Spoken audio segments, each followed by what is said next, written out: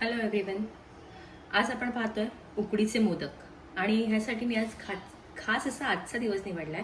त्याचं कारण की गणपती बाप्पा हे माझे फेवरेट आहेत आणि मी माझी पहिली डिश जी काही माझी पहिली व्हिडिओ असेल तर मी माझ्या गणपती बाप्पांच्या व्हिडिओपासूनच आवडत्या मोदकांपासूनच सुरू करणार आहे.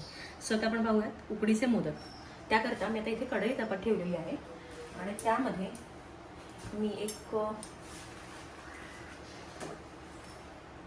त्या कढईमध्ये मी 1 चमचा तूप, हा आपला मोठा भाजीचा चमचा आहे, त्याच्यामध्ये मी 1 चमचा तूप टाकते. आणि इथे आपण पाहतोय नारळाचा किस. हा नारळाचा किस आपण या तुपामध्ये टाकणार आहोत. आणि मी हे तूप जरा जास्तच घेतलंय का तर माझं हे 1.5 नारळाचं खवा आहे, तो मी या तुपामध्ये टाकतेय. उकडीचे मोदक म्हणजे गणपती बाप्पांचेच नाही तर सगळ्यांचेच प्रिय आहेत आणि खायला रुचकर आणि अगदी इट्स लाईक माउथ मेल्टिंग. आणि ते माझ्या हातचे खरंच खूप छान होतात. म्हणून मला असं वाटलं की आपण ही एक कल्पना आली की बाबा आपल्याला जर एखादी गोष्ट खूप चांगली येते तर ती आपण इतरांपर्यंत का नाही पोचवावी, म्हणूनच उकडीचे मोदक. आणि हे जे खोबरं आहे ना ते फार जास्त भाजायचं नाही आहे, नाहीतर मग ह्याच्यातला जो ओलावा असतो, जो काही जे नारळाचं दूध असतं ते कोरडं होतं आणि त्याच्यामध्ये ती खोबऱ्याची चव तेवढी येत नाही. म्हणून ह्याला नॉर्मल ते ह्याच्यावरती तुपामध्ये फ्राय करायचं. आणि नंतर इथे मी हे गूळ किसून ठेवलेला आहे. हे मी अंदाजे माझा हा 1.5 वाटी किससाठी मी 1/2 किलो गूळ घेतलेला आहे. किसून घ्यायचं आहे की जेणेकरून त्याच्यामध्ये त्या गुठल्या राहतात, जे असे कडक कडक दाणे राहतात गुळाचे ते राहणार नाही. स्टर इट वेल सो दॅट ते खूप छान असं मिक्स होईल आणि असं कुठेच गूळ आणि खोबऱ्याचा किस असं वेगळा लागणार नाही.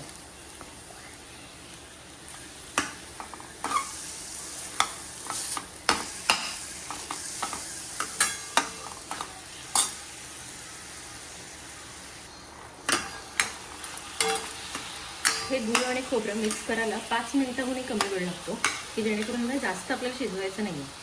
का तर ह्याच्यातला जो ओलावा आहे, जो नारळाचा गोडवा आहे, तोही तसाच टिकून राहिला पाहिजे आणि गुळाचाही गोडवा त्यात मिक्स झाला पाहिजे. आता त्याच्यामध्ये आपण ॲड करतोय खवा. हा मी घरी केलेला खवा आहे, जो की आपण तूप जेव्हा बनवतो तेव्हापासून त्यातून जेव्हा तूप आणि खवा वेगळा निघतो त्यानंतर हे उरलेलं जे खालचं जे बठ्ठा असतो ते हे दुधाचा खवा आहे, तो मी त्याच्यामध्ये ॲड करते.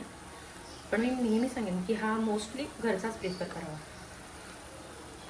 कारण की एखादी गोष्ट आपल्या घरची असेल तर तिच्यामध्ये प्युरिटीची 100% गॅरंटी असते. आणि जर एखादी गोष्ट 100% प्युअर आहे आणि छान आहे तर तिची चवही ऑब्व्हियसली छानच असणार आहे, त्यात तर शंकाच नाही. आणि I don't compromise on a test, so I made it.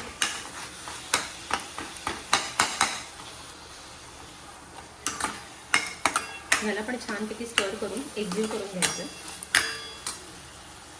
आता आपला खवा आणि ते सगळं मिश्रण एकजीव झालेलं आहे आणि ह्याला आपल्याला जास्त शिजवायचं नाही आहे. आपण याची गॅस बंद करून हे साईडला ठेवून देऊया. आता आपलं मोदकाचं जे सारण आहे ते रेडी झालेलं आहे. आता आपण पुढच्या तयारीला लागूयात आणि जे मोदकाच्या वरचं जे कवरिंग असतं व्हाईट कलरचं तांदळाच्या पिठाचं त्याची आपण तयारी करूया. त्यासाठी मी इथे प्रमाण दाखवते. जेवढा ग्लास पाणी घेतलंय मी तेवढंच ग्लास पीठ घेणार आहे. आधी हे पाणी मी एका रिकाम्या कढईमध्ये गरम करायला ठेवते आणि ह्या पाण्याला आपल्याला बॉईल करायचं, असं छान 100 डिग्री सेल्सिअसवरती बॉईल करायचं, चांगली उकळ येऊन द्यायची.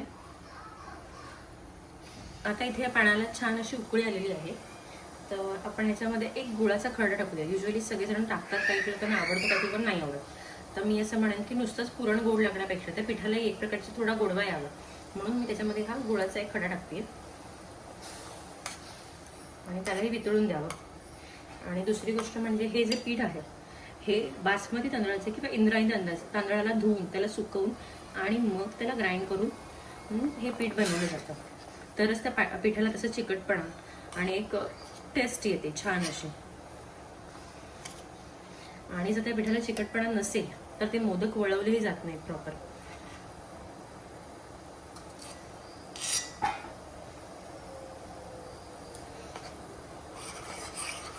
आपण इथे पाहू शकतो तर हे गूळ थोडं वितळलेलं आहे छानपैकी. त्याला आपण असं मिक्स करून घेऊयात.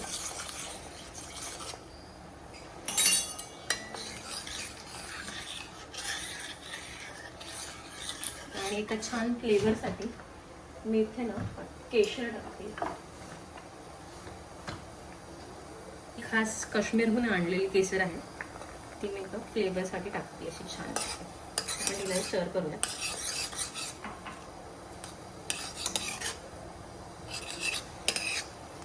आणि त्याच्यामध्ये आपण पीठ टाकूया.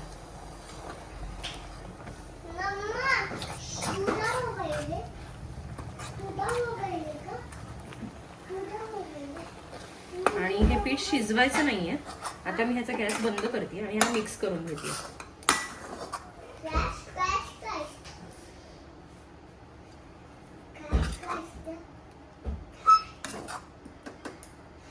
आता याला मिक्स करून त्याच्यावर मी झाकण ठेवते. ह्याला शिजवायची गरज नाही. जर हे खूप शिजलं तरीही मोदक चांगल्यारीत्या वळले जात नाही.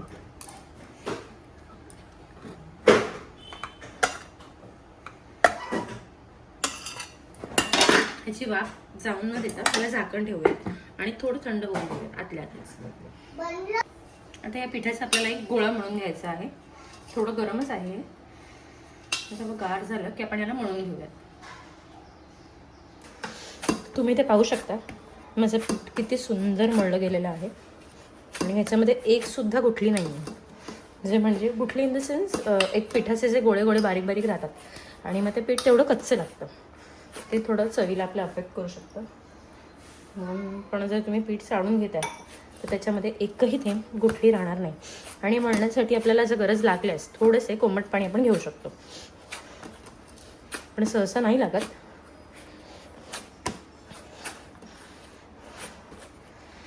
वाव, खूप छान.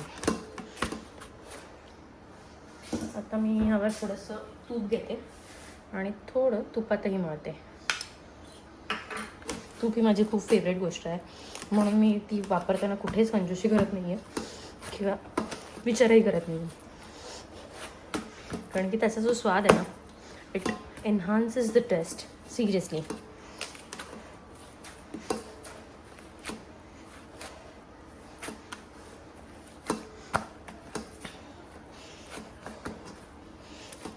हा जो आपल्या पिठाला चिकटपणा आला आहे हा असा गरजेचा आहे मोदक वळवण्यासाठी. आता आपण आपले मोदक वळवण्यासाठी ह्याचे एक छोटे छोटे गोळे करून घेऊयात.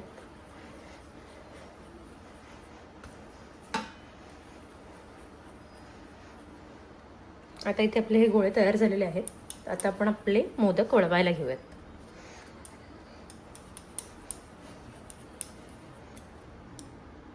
आता ज्या भांड्यात आपण जे बनवलेले मोदक ठेवणार आहोत त्याला आधी आपण तूप लावून घेऊयात खालून थोडंसं ग्रेसिंगसाठी, म्हणजे ते खाली चिटकणार नाही आणि आपले मोदक तुटणार नाही जेव्हा ते शिजतील तेव्हा.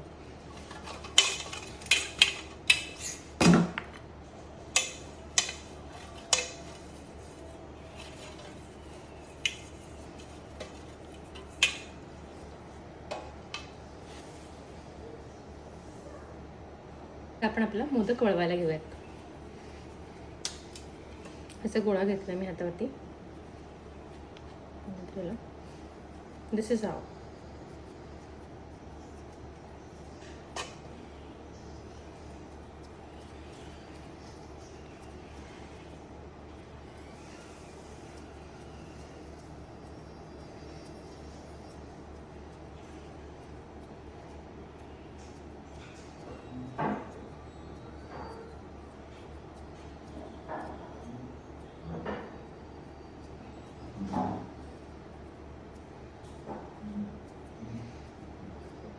ही आता जी आपली साणी बनवली आपण पुरण भरायची ती सगळीकडून इक्वली सेम आहे. याची फक्त काळजी घ्यायची की जेणेकरून आपल्याला खाताना पीठ नाही लागावं. पीठ आणि पुरण हे दोन्ही समांतर प्रमाणात लागावं आणि त्याची उत्तम चव यावी.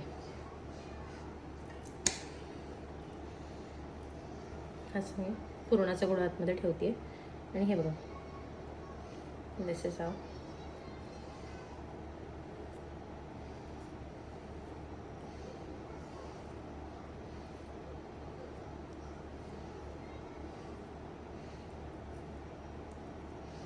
पुरण आतमध्ये टाकूयात. असं.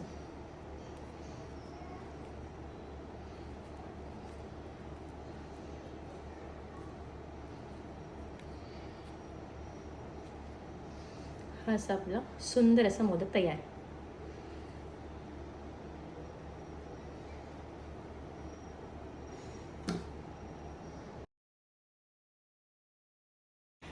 आता इथे आपले मोदक बनून तयार आहेत. आता आपण ह्याला उकळवायला ठेवूयात आणि ह्याला उकळवायला सुमारे 15 मिनिटं ठेवायचं आहे की जेणेकरून ते प्रॉपर शिजते. थँक्यू. आता आपले सगळे मोदक झालेले आहेत. आता आपण एक वेगळ्या पद्धतीचे एक मोदक बनवूयात.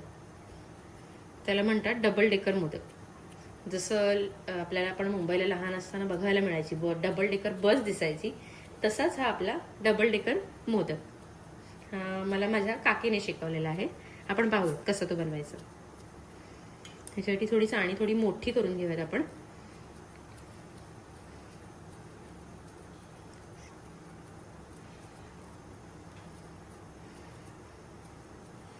तिचा मधला भाग थोडा पातळ ठेवूयात आपण.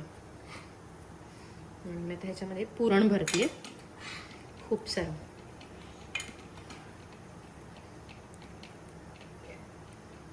परत याला आपण अशा पाकळ्या पाडून घेऊयात.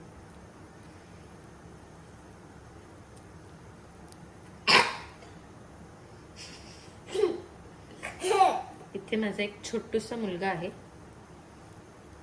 ज्याला खूप उत्सुकता आहे. माझी मम्मा काय बरं करतीये, मम्मा काय करतीये? Double decker modak. ह्याच्या पाकळ्या अशा आपण पाडून घेऊया. डबल डेकर मोदक हळूहळू. ह्या अशा त्या पाकळ्या पाडून घेतल्यात. फक्त ह्या ज्या पाकळ्या आहेत त्या आपल्या आधीच्या पाकळ्यांपेक्षा थोड्या मोठ्या आहेत. आता हे आपला खालचा लेअर झालेला आहे. आता आपण वरचा लेअर बनवायला घेऊयात.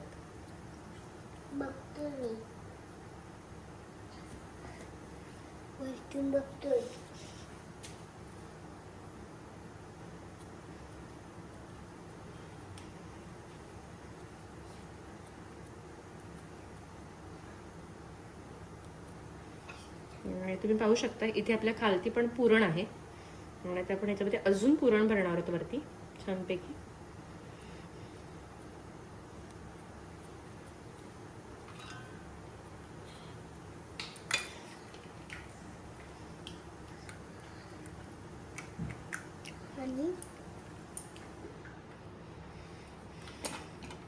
आता ह्यालाही आपण पाकळ्या पाडून घेऊयात.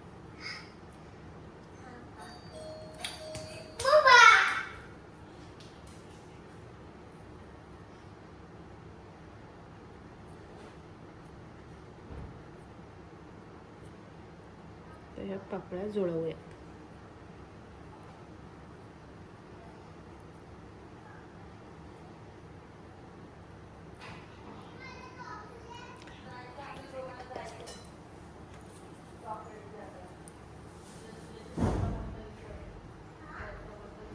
हा बघा, हा आपला डबल डेकर मोदक तयार आहे.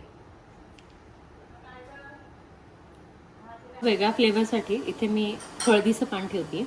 त्याची सुद्धा एक वेगळीच चव त्या मोदकांमध्ये ऍड होते.